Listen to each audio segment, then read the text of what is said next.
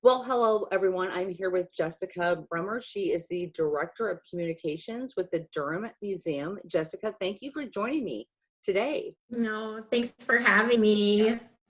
So obviously you are not at the Durham Museum right now, No, but, I am not.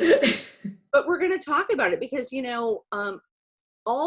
just so many nonprofits and especially like the arts and museums, I mean, they're being impacted. So let's just talk about, so you're currently closed for COVID-19. So let's talk about what's happening, just how can people connect with you? Because I think you're doing some amazing stuff.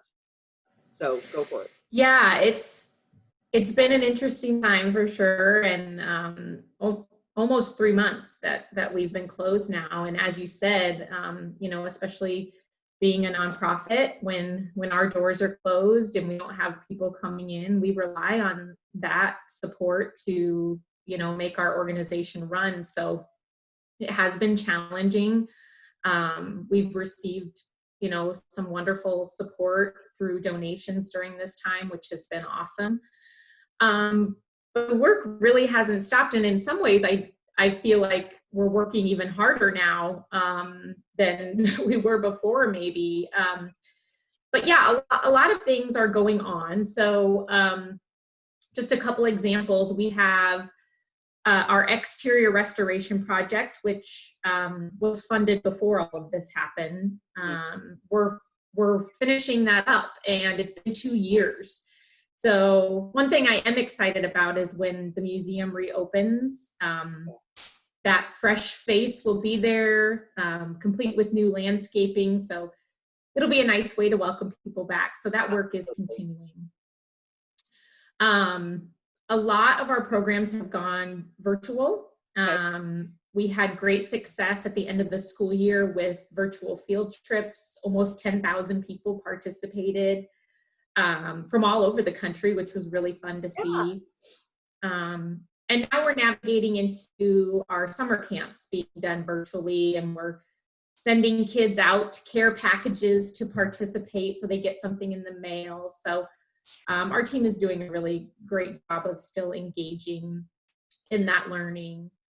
And then, we're doing a lot of work in the collection. So the preservation of artifacts and switching them out and cataloging, none of that has stopped. Our team has been in the building full time since we closed working on that. So there's a lot going on. And to me too, as we were talking, I mean, before we, hit record, I mean, there's so much also opportunity because like you said, you're actually reaching people around the country. You're people that can't be physically in the museum. You're now creating new opportunities for them to experience the museum without actually being in there. And do you feel like that's going to be a trend that keeps on happening with people buying memberships and everything is just like, it's just, everything is so different right now, but anything goes. I hope so. I mean, I certainly don't think it's an either or, I think we've been doing a lot of those programs already, but I just think now people are so hungry for it and are realizing that they can still get a rich experience without being there in person. So, whenever all of this is over and we're in our new normal and people are back in the building, I don't see us stopping those opportunities because I still think there is going to be a need there. Yeah. Oh, I mean, absolutely. And I also, what just kind of popped for me too, is that people are going to see this. I mean, when we're hunkered down and quarantined and not being able to get out, we actually look at these places like the Durham Museum and we want to be there even more so. I mean, we actually want to experience that in person, that just the museum is so amazing. So yeah, you want to be connected to something. You want to have a sense of place, and you miss those places that provided you that. Yeah. So do you have what are the plans for opening? And if you can't answer that, that's totally fine.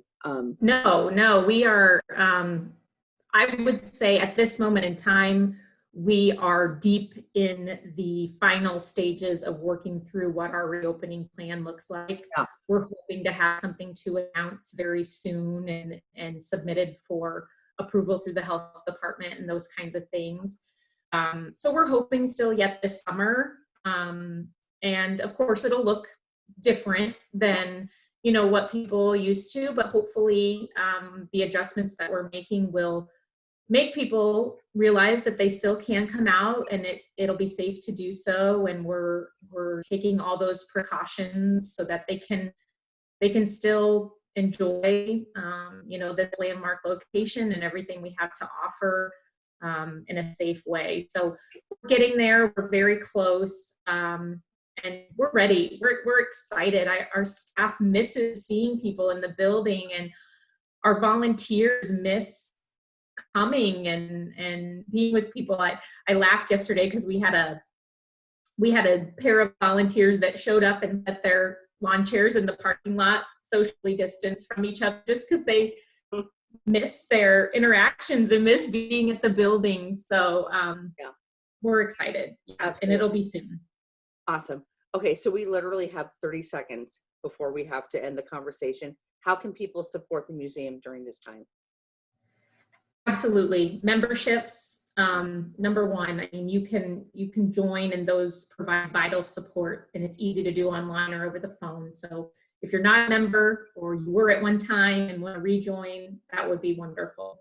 Yeah. And we still have, you know, a donation campaign going on right now. And I know people say this a lot, but truly gifts of any level are making all the difference right now when we don't have that income coming in like normal. So, yeah. Well, I will tell you, I mean, I don't know what the future holds. I'm looking forward to the Christmas season at the Durham Museum, and I'm just putting it out there energetically that everything is just going to be just that and even more, because that's a huge part of just people gathering in this beautiful museum. Jessica, we're going to have a tree. We will have a tree. Mark my words.